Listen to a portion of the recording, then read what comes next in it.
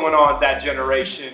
Scott Shoemake here, and we're back with another video. This one's a little different. We're here at the church, we're hanging out, and we've got an interview for you today that I believe is going to captivate your heart. It's going to touch you in the testimony and the story, and even the live song at the end of it. It's going to be incredible, but I believe it's going to absolutely grip your heart and instill and maybe even restore some faith in you. So let's jump in to the interview with my good friend Kyle. We got my good friend Kyle Guisande with us, and first of all, dude, thank you for being here, man. Thanks for having me. Yeah, this is exciting times because I know there's a few things that I've started in the past, and I love looking back at the beginning phases, and this is kind of the beginning. And you're somebody that I've known a long time.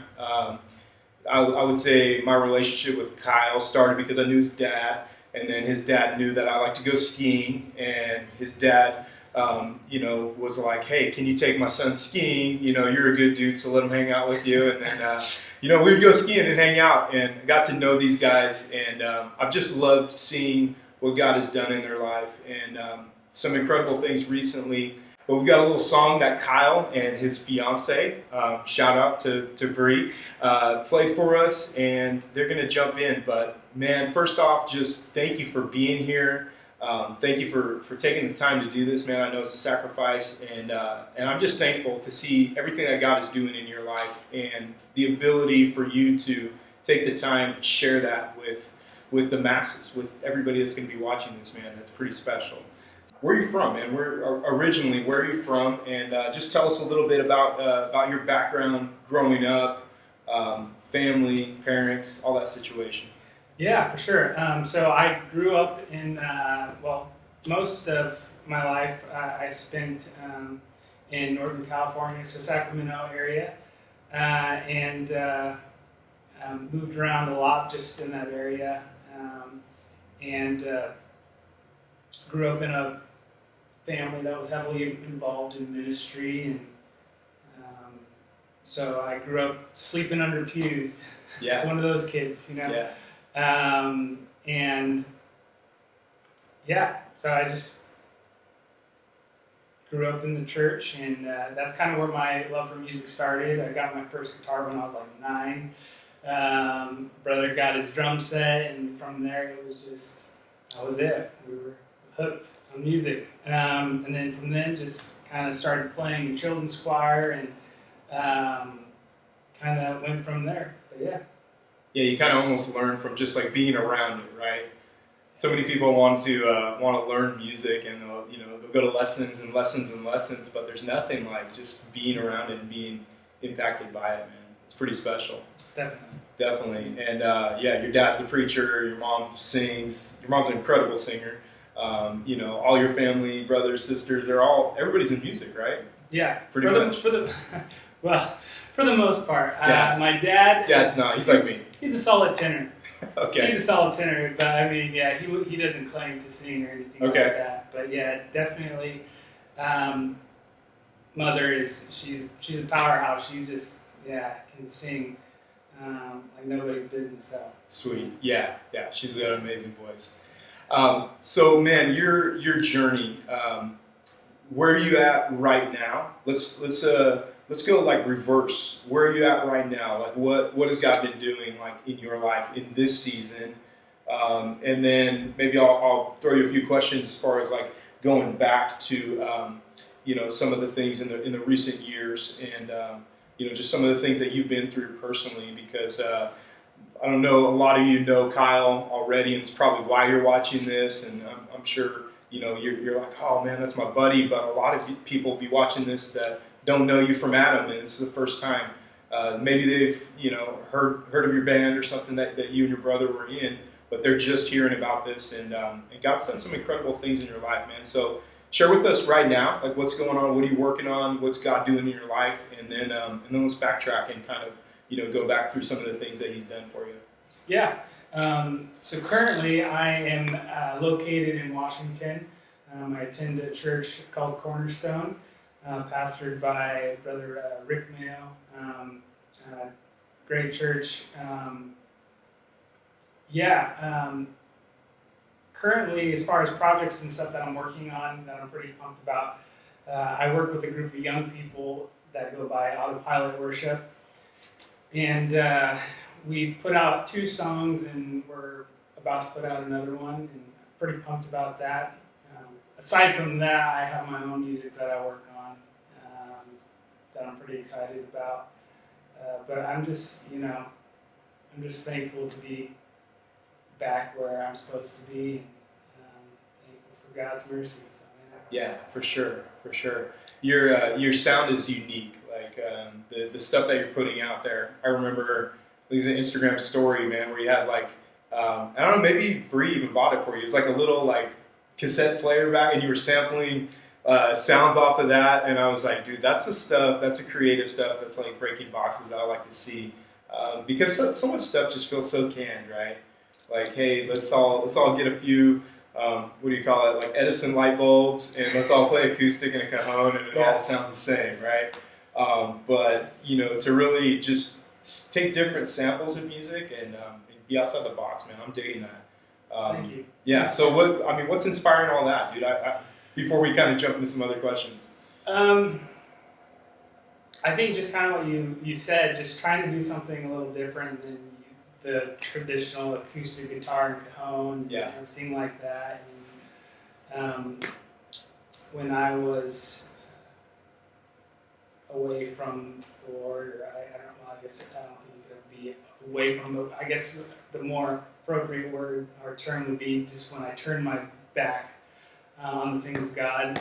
I listened to a lot of just different artists that weren't kind of mainstream, and so some of the stuff I do now, as far as like sound-wise, stylistically and stuff like that, maybe is drawn from some of that. But I prefer not to listen to cookie cutter kind of music. Yeah. No, I dig it, man. So you went through a journey, man. I knew you. How old are you now?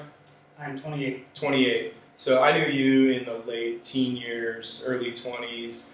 Kyle and your brother Devin. I mean, just you guys were like these little ski bums that would come up with me and hang out. And cool kids, man, just great kids, super respectful. We played a few softball tournaments together. We did. Rest in peace, Bishop Abbott, man. I thought about you guys and your dad, and hanging out playing with Johannes. We played some softball tournaments. But I remember that, and then we kind of you guys went on a little bit of a different path, man. And I remember talking to your dad a few times, and he would just say, "Hey Scott, my boys love you. Keep them in your prayers." And I would be like, "Dude, it's done, man." And by that time, I had a son, so I'm like, okay, if my son ever takes a path that Kyle and Devin are taking right now, I would hope that somebody would be praying for them too. And we say this with no judgment, you know what I mean? With all due respect, no judgment. People were praying for you guys, man. And so let's just jump into that journey a little bit, man. Like what, kind of what transpired. And one thing I'll say this about this show, this interview format, whatever, we want to be transparent. We want to be open and real. That's just who I am. Like, I don't play fake at all. And just let the people know, man. Like, some things that transpired, and obviously it has an amazing ending. You're here. Like, God's using you in an incredible way. But let's talk about some of the times that were not so fun that you went through, man. Yeah. First off, I want to say thanks, man, for the prayers. Of course. That really means a lot. I definitely wouldn't be here if it wasn't for the prayers of family and friends and people like yourself, and it really means a lot, so thank you. Like I said, I grew up in church, and so up until 20 years old, I was heavily involved in the music ministry, and played guitar and sang. And when I was 20, I think that's when things kind of, I guess, finally toppled over. I guess it was definitely. It took time, but I mean, I guess that saying, that preachers say, living for God, easy is hard, but living for God hard is easy. And I think was the perfect way to put, what happened to me is I just was just going through the motions, and there's no lasting power in that. Just kind of getting a little careless and a little, like you said, just going through, just showing up. Just showing just up. having church. Going through the motions, and so being a musician too, I think every musician at one point feels that pull to be a rock star or whatever, do something, on a stage or on a different platform. Real quick, you were playing and singing at this time, right? When you started to kind of feel withdrawn. Yes. Okay. Because I want to hit on that for a minute, man. I feel that, and if you're watching this, just type amen if you've ever felt this. But this is just a personal conviction of mine. Like, one of the easiest places for me to hide is on a platform, because I'm up there, so that qualifies me, right? I'm up there, so it must mean that I'm like close to God. I'm up there, so it must mean that I've got it all together, right? And so it's so easy to hide when you're on the platform, or you're leading worship, or you're preaching even. And I know we don't like to look at our leaders and think that way, but it's the absolute truth. There's been times where I've preached and I've been frustrated. There's been times where I know musicians that they've been not living right. But they've been up there, and it's easy to kind of hide in those moments. And I don't know if you felt that during that season, but it's interesting sometimes when you step down from that, or you take a little breather, everything like comes to the light. You get exposed, and you either run one way or run the other. Is that kind of where you were at? I mean, I think that's a good way to put it. I think that's a great way to describe it. And looking back, I think that's a very scary place to be when you're up on a platform leading people in worship, and you're not right. Yeah. And then after you're going through the motions. Exactly. Yeah. After doing that for so long, you I guess you become a little callous to it and a little numb, and it doesn't. For sure. It starts to feel a little less like it bothers you less. And that was just kind of like, that was on my way out. And so when I was 20, I decided to move to Nashville to join my older brother. We had always done music together growing up. And I called him up, and I just told him, if I move there, do you want to do the music that we've always kind of grown up writing, as far as like just outside of like church music, and it always people seem to like that the most, is what we found, is like when us two brothers were doing music. And so he was like, okay, well, let's give it a shot. And so I moved out there to Nashville. I worked at a GameStop selling video games, and he worked doing real estate. It's a Nashville dream, right? Yeah, living kind of in these rough apartments, and we would work all day and come home, and at night we would write music. And we did that until we finally got our foot in the door and signed a publishing deal, and went full time with the music stuff, and so things were starting to happen, I guess you could say. That's. What would you say your spiritual condition was like? In those moments, it's got to feel pretty good, pretty rewarding to work hard, to make the sacrifices. You're doing the Nashville thing that so many people have done and have not ever broken through like that, and signing deals and stuff. But what about what was the spiritual battle that was going on in those moments, and maybe just share a little bit about that. I think for everyone it's a little different. For me, I definitely try to push those feelings away. There would be times I remember nights we shared a room, and it's funny. It's very much the typical Nashville like story. We shared a room, slept on the floor, didn't even have like beds, and so it was ridiculous.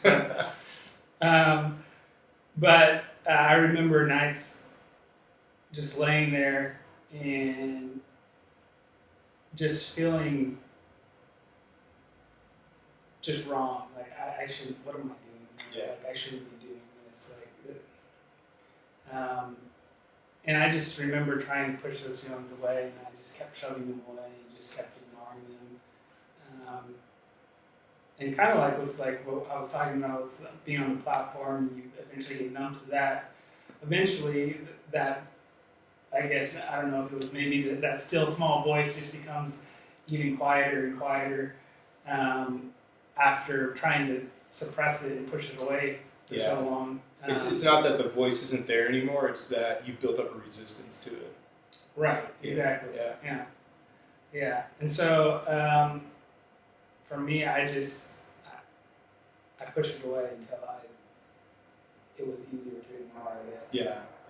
So you guys started to kind of break through a little bit, and I remember seeing stuff, and you guys had a tour set up with like NF, right? I mean, you guys were signing record deals. You were dating somebody, I forget the name. We don't have to mention the name, but so like a big name person, right? Or was that your brother? So that's kind of like later in the story, but that's and played actually a big part in me coming back to the Lord. Yeah.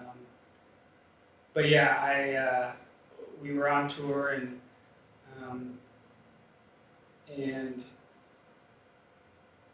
I just don't know how else to put it other than it was God, but I connected with this girl who is a Christian artist, and so we started dating, and so we were touring and doing that, and that's how that happened. Kind of the start of like the full circle. Yeah, I think that was the start of. I think that was God's way of being like, okay, like you're not listening to my voice, so I'm gonna use something else. You can run, but you can't hide. Exactly. Yeah. So I'm gonna use something else to get your attention. So started dating, and she's a Christian. She's a believer and loves God and is very sincere. And that I remember we would just talk, and she would want to talk about God, and I'm just like, it's not something Let's not go there right now. But I mean, and so I would just, I don't know, I would humor her, and so, but all that to say, like, dating her, I started reading my Bible again, and like, you can't read, if you're really reading, you can't continue to do that and not do something to you. It affects you. Yeah. And so I guess that is where things started to kind of be a little different for me, and so that's right. For whatever reason, I wasn't in church. I wasn't going to a church that preaches truth, but for whatever reason, I thought it was important, and it bothered me that we didn't view God the same way. Okay. Being raised in a oneness, church, and that person being Trinitarian. So, thus began our like debates. Yeah. Okay. Talking about God. So then I started talking about God. The believers started to rise up, man, when it came down to like matters of truth and the importance of right doctrine and all that stuff. Yeah. Did you Bible quiz when you were younger? Did you ever Bible quiz? So, interesting enough, I did like a year, but no, I did a year, but then my brother was actually the Bible quizzer. Okay. he went all out. Yeah. Did the national singing. So you knew some scripture. I knew some. I knew enough. Yeah. You knew enough. I knew enough for it to bother me. Man. Yeah.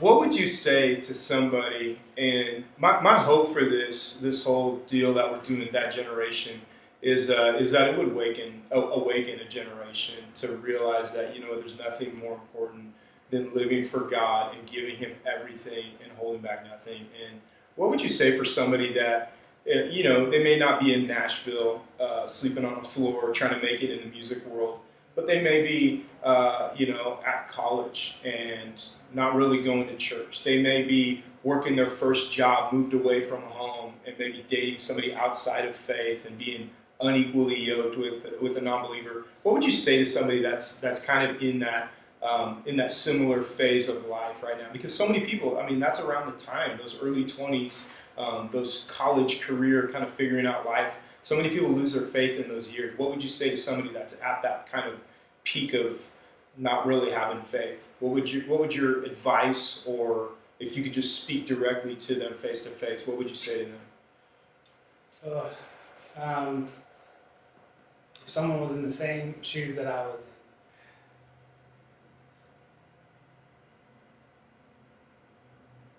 I think, all I know is what kind of started working on me was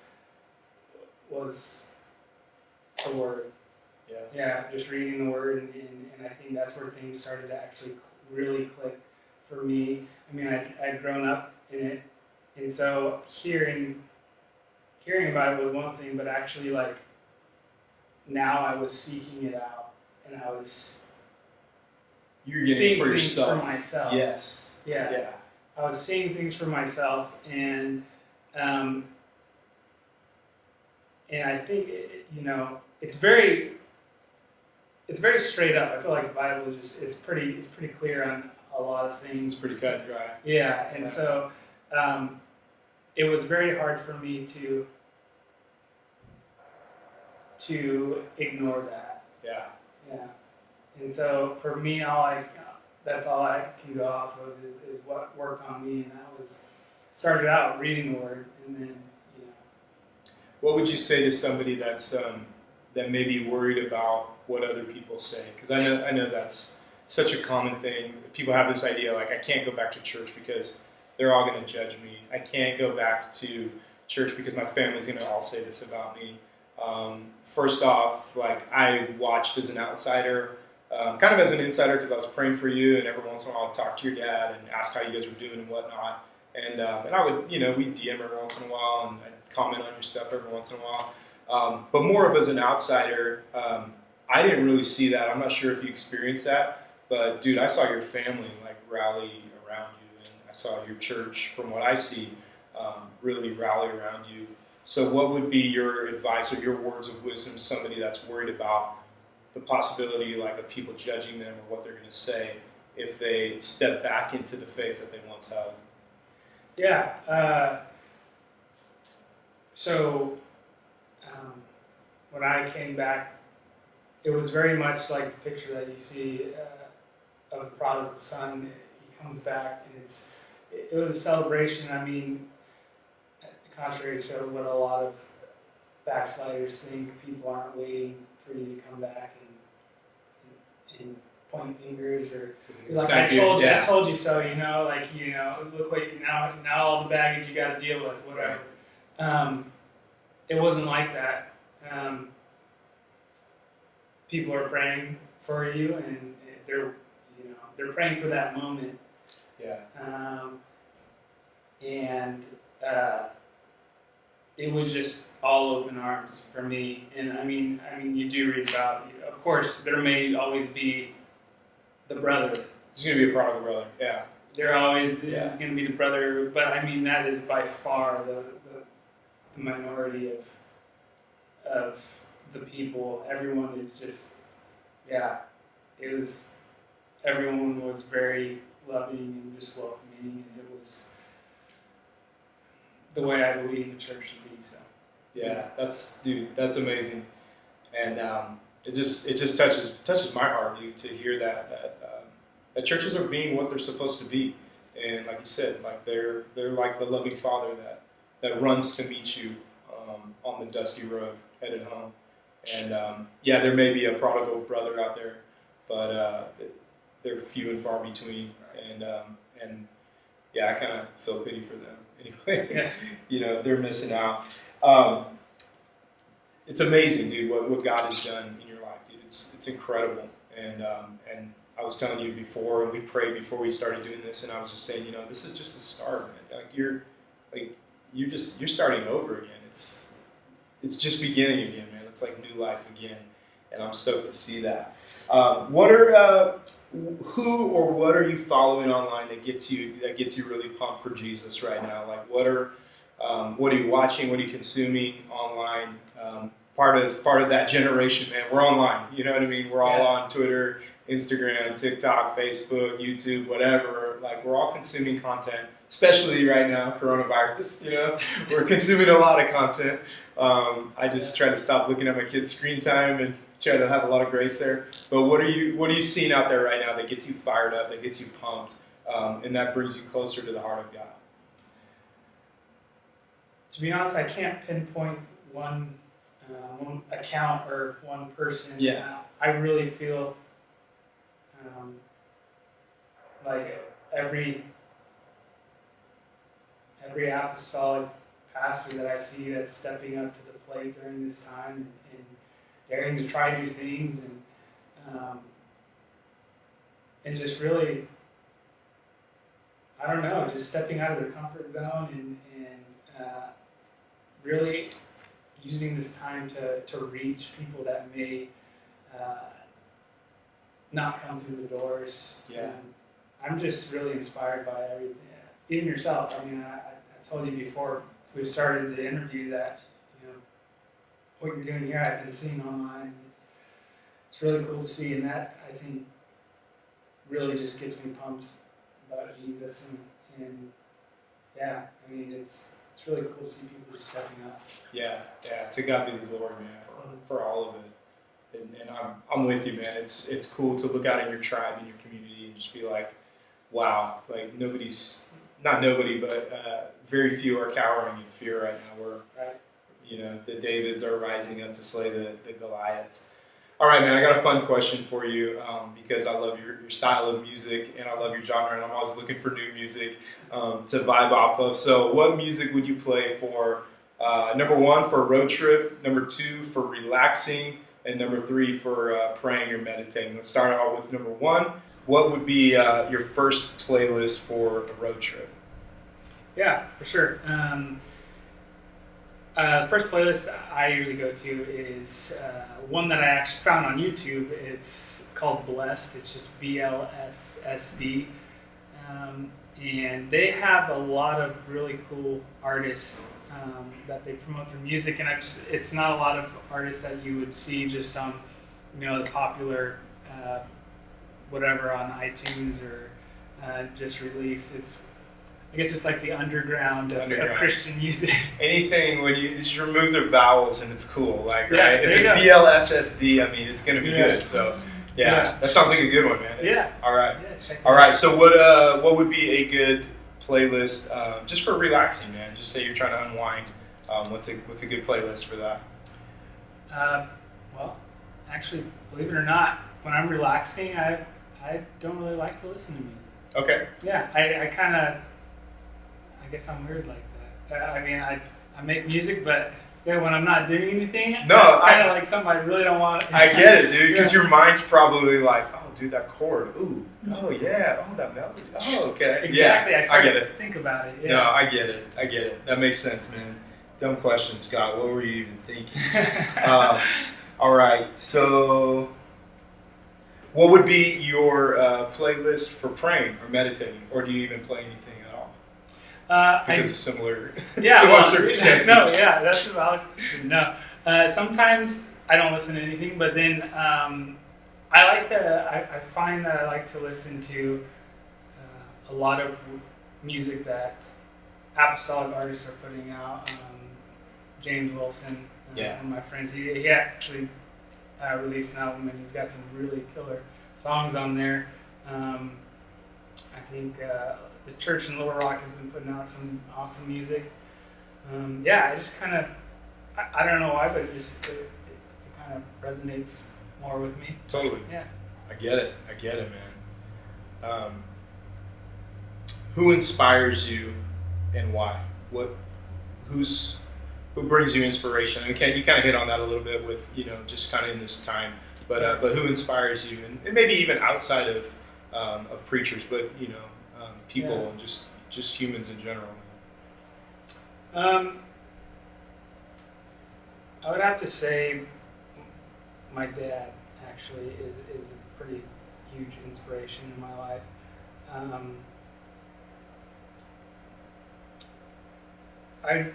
I say that just because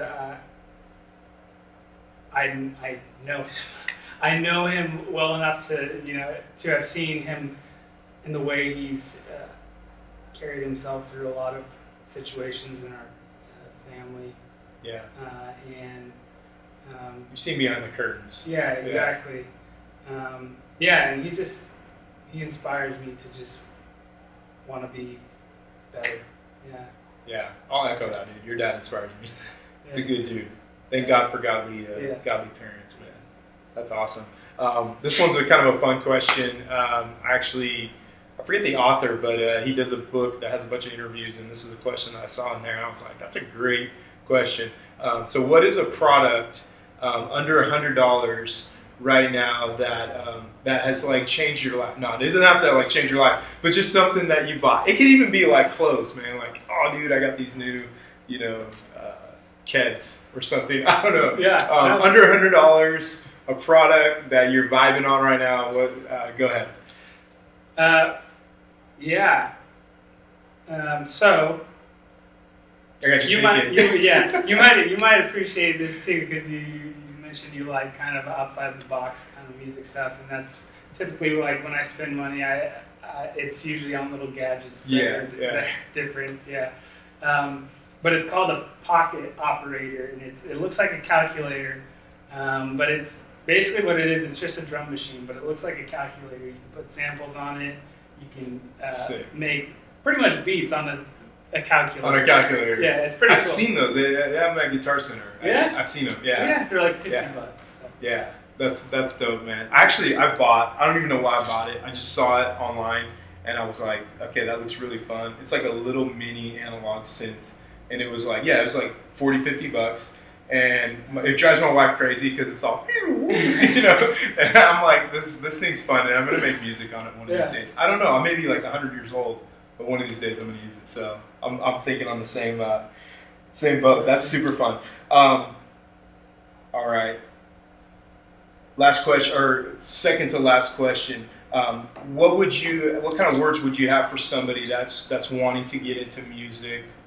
Maybe they have some songs that they've written that they haven't shown anybody, because that's how all songwriters do it, right? They write their songs and it's a project for school, but it's really, they're pulling their heart out and putting it on paper.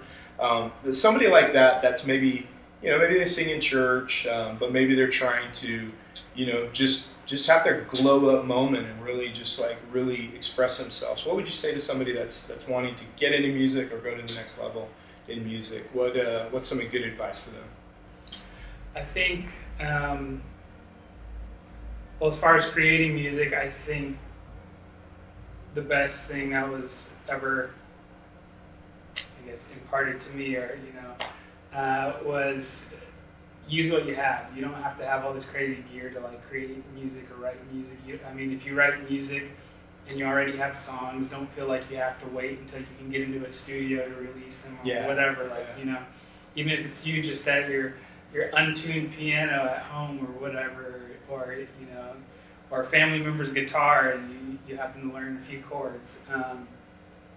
I think just doing something, just putting something out there and basically just starting. Just doing it. Yeah. And people love that. And if it's raw, I found that a lot of people actually prefer raw, unprocessed, whether it's acoustic guitar and whatever, just vocals. I put out music before and people were like, it's a great song, but I really like that version where it's just you and the guitar, like. Yeah. on a like an old iPhone. Yeah, it was exactly. like under just like some nasty fluorescent light or something, right? Yeah, exactly. Yeah. And people appreciate it. Isn't that funny? Yeah. So just do it. I think that's the Nike slogan. It applies to so much in life, man. Yeah. Well, dude, any final words that you want to leave just as a word of encouragement for somebody that's going through something right now? Anything that you want to just express, something that's been on your heart recently? Man, it can even be in scripture. Just something that's on your heart, man. Leave us with a few final words. Yeah. I think just like what we've talked about as far as one thing that I think I have a burden for is people that were kind of in the same situation as I was, people that have grown up in the church and maybe have walked away. And it's just a lot of what we talked about as far as being afraid to come back and what people might think. And not only that, but thinking, for me, it was, not only what people think, but what does God think? Yeah. What I'm afraid of, surely God doesn't want me, back. Yeah. Or what am I going to have to go through to get back, Exactly, yeah. And there's actually a line in the song that me and my fiancé sang that you might be shown before or after this, but and it's in the second verse, and it says, I was bruised. Oh, great. Now I'm going to have to redo this. That's fine. No. So there's a line in the song that we sang, and it's in the second verse, and it says, I was bruised at my worst. I saw used, but you saw worth. Wow. And that's how he views us. Yeah. And so, I mean, for me, that's what I did see myself as. I saw myself as used, as second hand. Surely God doesn't, He doesn't want me. He doesn't need me. Right. Yeah. And so, I would just encourage you to not to just cast those thoughts down because it's not true, because you are valuable, and He does want you. Yeah. And at the end of the day, I mean, He hung on the cross not for your best moment, but for your worst moment. Yeah. And it's powerful, dude. Thanks for sharing that, man. Thanks for sharing the song with us, Bree. Thank you for sharing. Just thanks for being here, man. And I can already see like you're going to be back on this, and we're going to do this all over again. And I'm just excited to get this thing kicked off. And what an incredible story of God's mercy and His grace, and just the fact that He never stops reaching for us. And man, I love it. I love hearing it. And I just, from the bottom of my heart, man, I thank you for being here today. Thanks for having me. And sharing with it. Yeah, it's been an honor, privilege, man. And we'll do this again soon. Yeah, for all sure. right, man. Let's do it. Much love, dude. Corona fist bump. Yeah, Corona in Jesus' fist bump. name. All right, we'll see you guys on the next one.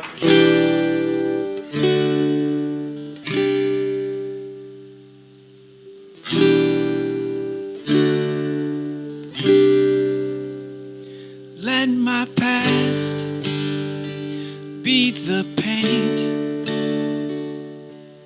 on the canvas of your grace. All my scars, let them show just how far your love will go. Let them see so they know that you can fix broken things, that you can fix broken things. Oh, I'll testify. Oh, I'll testify.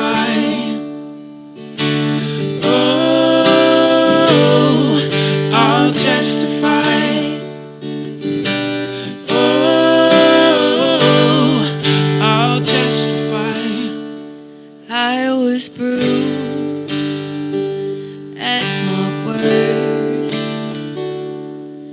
I saw use, but you saw worth in the artist's hands, a masterpiece,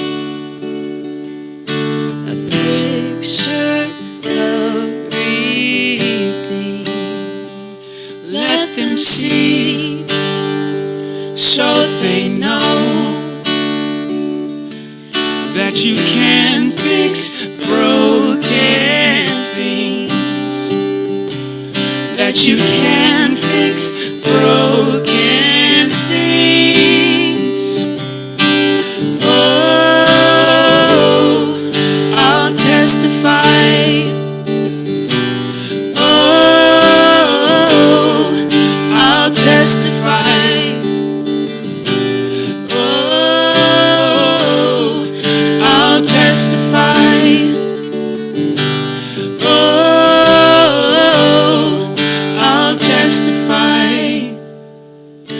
You're taking the broke and making them beautiful. You're taking the dirty, washing them white as snow.